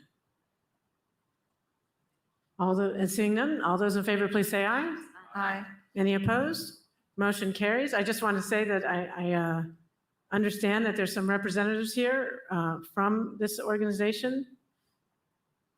Are you in the audience? Someone here? Tennessee Trucking. Is that Tennessee Trucking? Well, maybe they couldn't make it or couldn't stay, but anyhow, we appreciate you for being here and joining the city of Knoxville.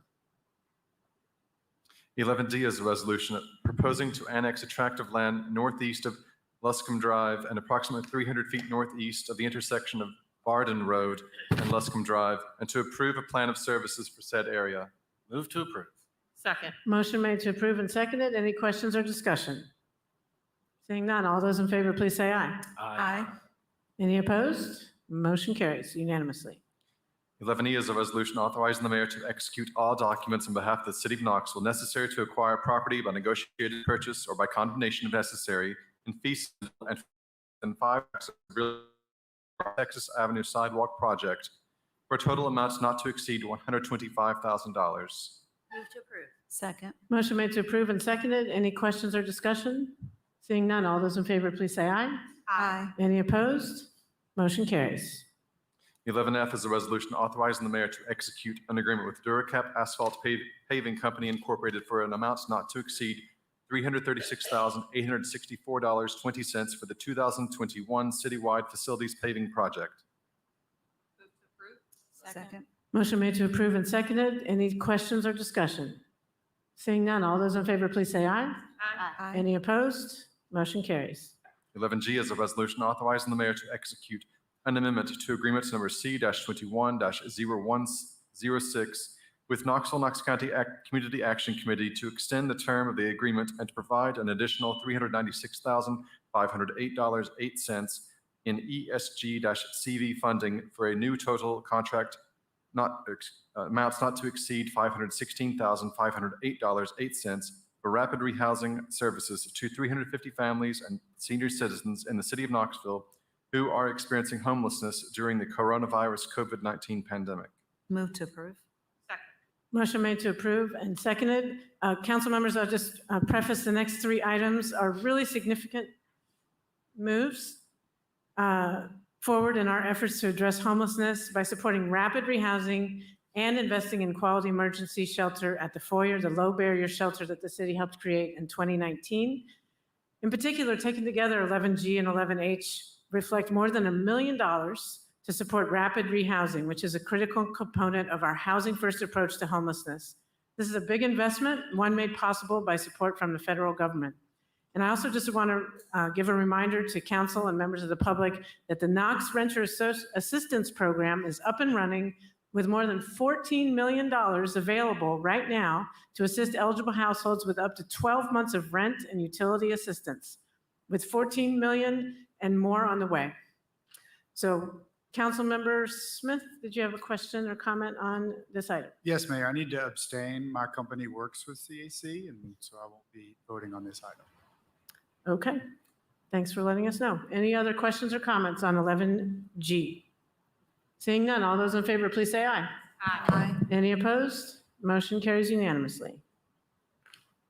11H is the resolution authorizing the mayor to execute a sub-grantee agreement with Volunteer Ministry Center to provide an amount not to exceed $585,700 in HUD ESG-CV funds for rapid rehousing services as part of the city's response to COVID-19. Second. Motion made to approve and seconded. Any questions or discussion? Seeing none, all those in favor, please say aye. Aye. Any opposed? Motion carries unanimously. 11I is a resolution authorizing the mayor to execute a first amendment to agreement number C-20-0278 with Volunteer Ministry Center to provide an additional $58,342 in ESG-CV funds for rehabilitation construction of the public restroom facilities at the foyer, and to extend the term of the agreement to allow time for completion of this work as part of the city's response to COVID-19. Second. Motion made to approve and seconded. Councilmember Parker. Just a quick comment on this item. I really did not feel that the language used to describe this agenda item and the reasoning behind the need for it was needed. I think that if you read it, it makes it seem like, you know, there's a population of people who have not been I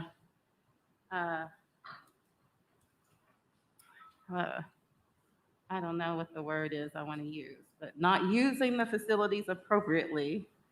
And so now we have to make investments because we're worried folks will continue to not use the space appropriately. I just don't think that that's necessary. It just puts thoughts in folks' heads about a very vulnerable population of people. We don't know the reason why there continue to be, broken items in this bathroom. We know that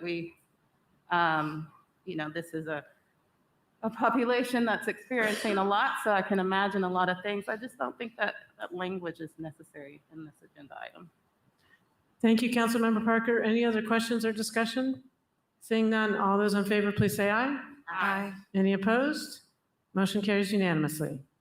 11J is a resolution expressing appreciation to Legacy Parks Foundation for the donation of 53.86 acres on the north side of Sharps Ridge and authorizing the mayor to execute all documents necessary to accept said donation. Move to approve. Second. Motion made to approve and seconded. Any questions or discussion? I just want to thank Legacy Parks for their partnership in this. And I know I'm joined with many other council members who've personally enjoyed Sharps Ridge, hiking, using the new trails, seeing the kids playing on the playground and other facilities. Really appreciate their partnership in this and think it's a great amenity in a great part of town. So thank you. Any further questions, comments, or discussion? Councilmember Thomas. Yeah. Yes, this has been a great addition to that part of town. And it will be coordinated with existing Sharps Ridge, which has been in existence by the city for decades. And there will be trails that connect it, so it will be somewhat kind of a seamless whole when it's all consolidated. Good stuff. Thank you. Any other questions or comments? Seeing none, all those in favor, please say aye. Aye. Any opposed? Motion carries unanimously. Okay, next is public forum. Public forum, we have 5 people signed up, and the first person on the list is Ms. Sherry Seiler. Ms. Seiler, if you could come to the podium, state your name and address for the record, and you'll have up to 5 minutes to address council. Thank you, Mayor Kincannon. Council, I'm Sherry Seiler. My address is 5507 Shannondale Road. I'm here to speak tonight in support of our KPD officers in our schools. I'm a teacher at Central High School for 18 years. I have 6 children, all graduates of Knox County schools. And our police officer is important in our building. He is an educator, just like I'm an educator, and just like our administrators are educators. He builds positive relationships with our students. He has interactions on a daily basis with our kids in a positive way. He's able to head off problems before they ever start. He's just a very positive influence in our building. Our KPD officer is different from our school security. Their experience of our KPD officers in our schools averages or minimum of 10 years of experience all the way up to officers with 24 years of experience. School security officers have on average 3 to 4 years of experience. It's just not the same. We need both of our officers in our buildings school security officers. We also need our KPD officers. And I don't want to go back to school next fall without them in our building. I hate to think what our school would look like. It's a daily, constant team effort to keep everyone in our building safe and moving in a positive direction academically. So I urge you to work on the memorandum of agreement with KPD, with Knox County Schools, to keep our officers in our building. They're important and they do great work on a daily basis. Thank you for your time. Thank you, Ms. Seiler. Next person signed up is Ms. Barbara Cook. Ms. Cook, you could state your name and address for the record, and you'll have up to 5 minutes. My name is Barbara Cook. My address is 4221 Chinkapin Lane. Well, it's official. We've gone from the sublime to the ridiculous. The debacle of the knee-jerk reaction by the mayor and the police chief to withdraw from the MOA relating to the presence of law enforcement within Knox County schools, while turning over to the school board the responsibility for taking the lead in future discussions with the community regarding such presence, certainly served their purposes well. That is, if their purpose was to wash their hands of any further attempts to link them with initiating open, honest discussions about police actions in schools. Or if their purpose was to further obfuscate and delay any possible accountability in the death of Anthony Thompson Jr., along with the district attorney who has tied up the release of the TBI's investigation file until the potential prosecution of the person who provided the gun to Anthony. Without the release of the TBI file, the police department's internal investigation into the officers involved in the shooting doesn't officially begin.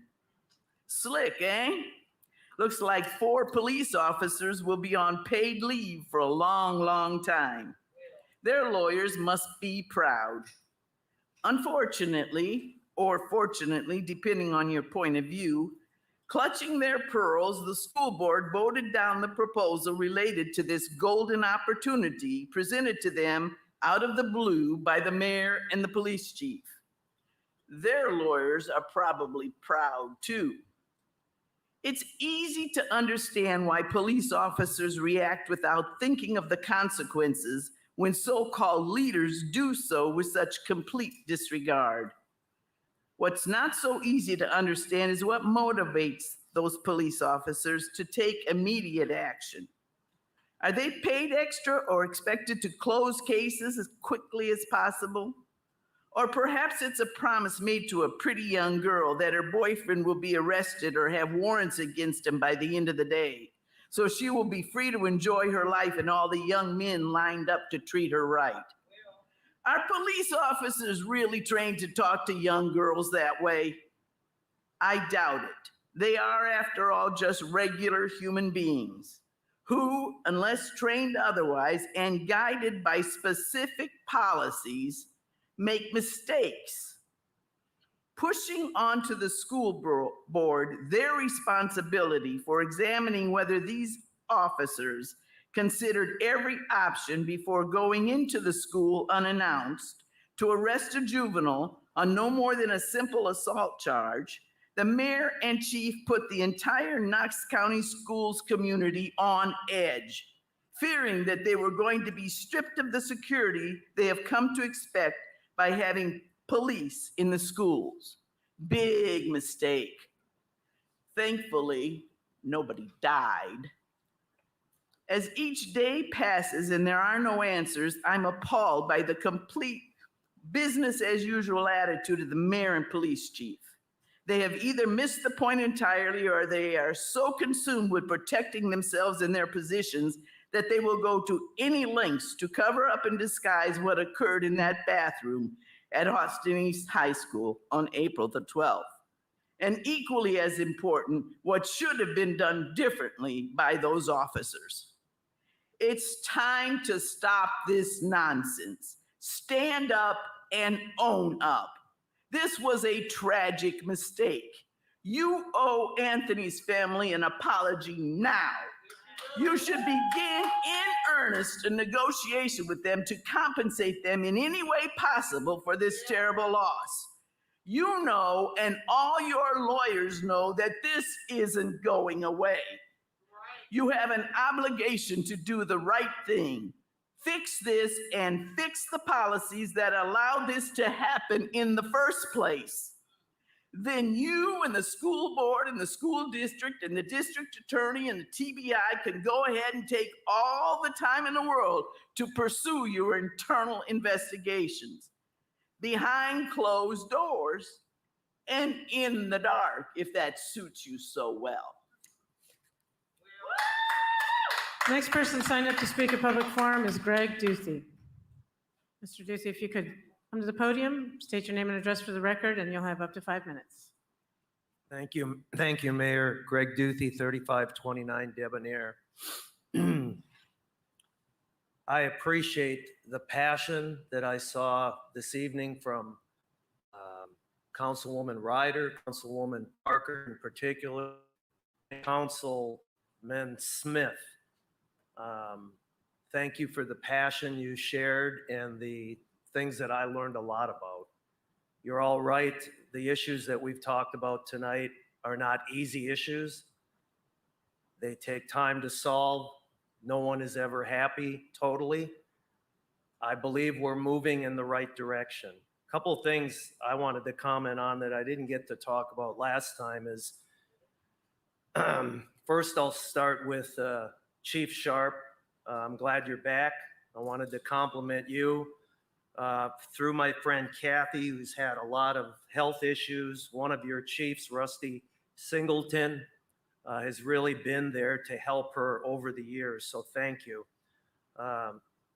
This compliment goes to you, Chief Thomas.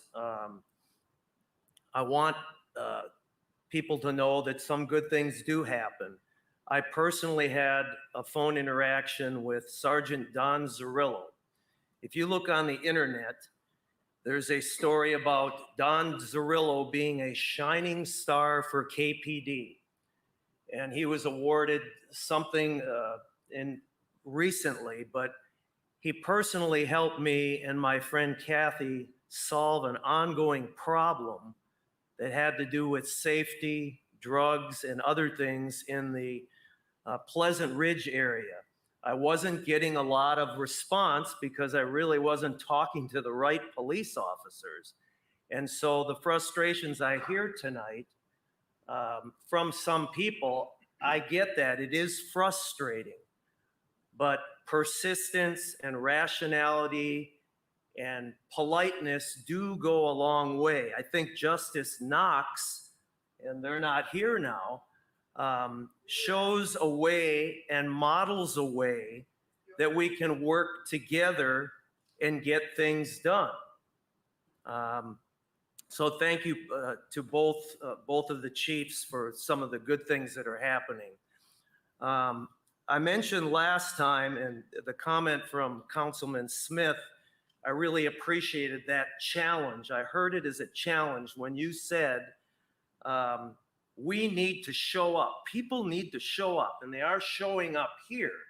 How many are showing up for things like the cleanup of the historic cemeteries? I got one email from last week. I also talked about the homeless population and the Lost Sheep Ministry, which, by the way, those viewers and people in the audience and council members, we've been serving the homeless for 22 years on Wednesday evenings down off Ehlers. So step to the plate. We need volunteers. Come tomorrow night or any Wednesday night at 6:30 or earlier and jump in there and serve food. Work at the medical table if you're a medical person. We could have mental health table too. Some of the mental health professionals that spoke up earlier, come down and volunteer. This is a very marginalized group, as we know. Like to compliment you, Mayor, on some of the things that were just talked about a few moments ago on what the city is doing with these resolutions. It's not an easy problem. These homeless people, I consider my friends. I've served them for over 10 years. And the city is trying to do and make some improvements. It's not perfect. We all know that. And finally, I want to compliment Stephanie Brewer Cook, who many of you know, the audience may not know. She's our head ADA coordinator for the city. My friend Kathy and I, she refers to as the dynamic duo.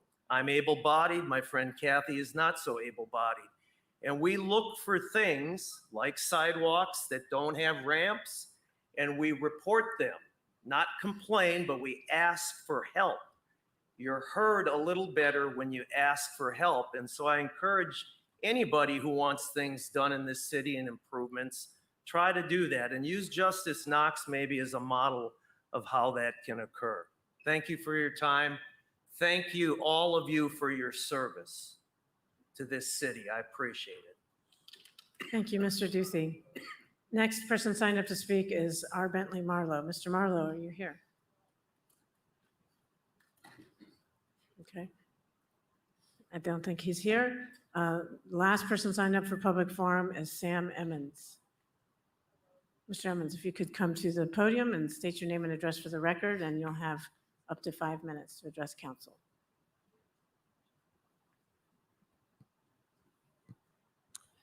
Hey, I'm Sam Emmons, and I live at 301 Woodlawn Pike.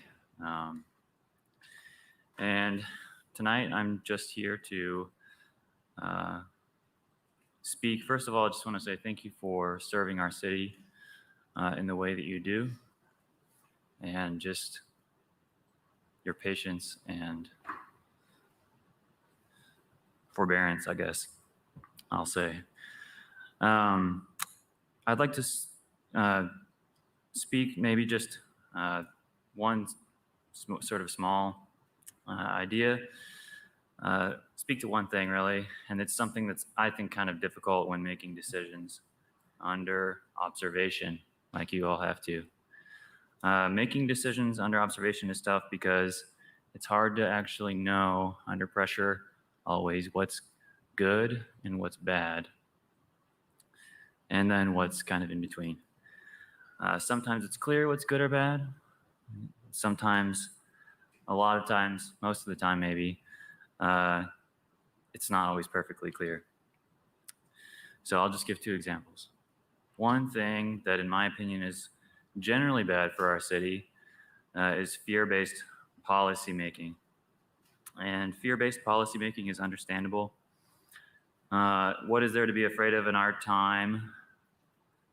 I guess implied threats of violence or disapproval or accusation or vows of political retribution or reckoning are common.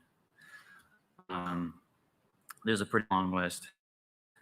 I would just say, beware of people who attempt to exploit those fears, right?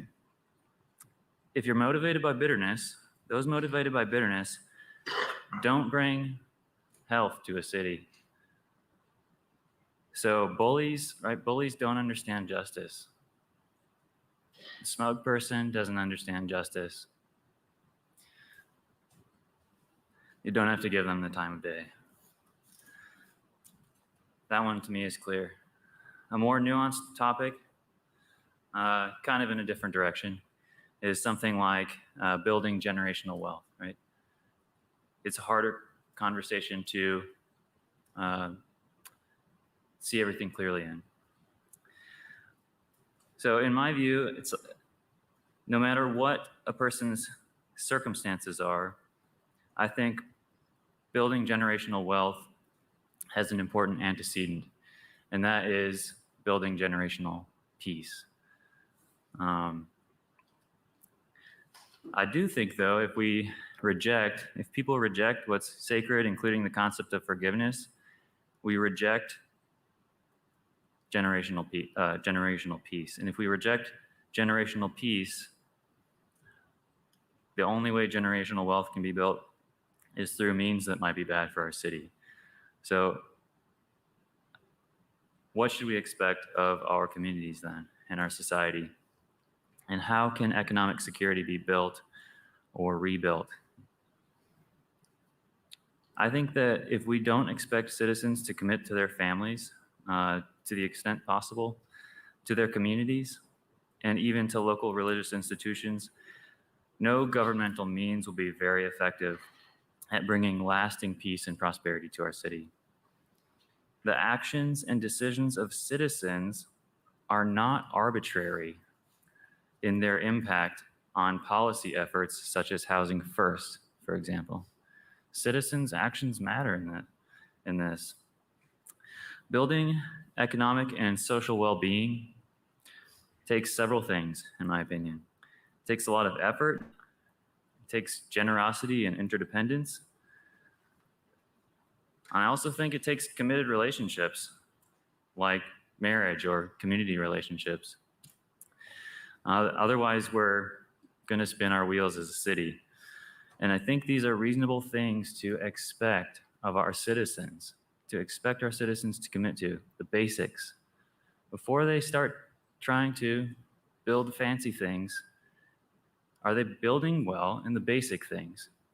And I think that's a reasonable expectation to have of our citizenry. So again, just thank you for your service to our city, and have a good night.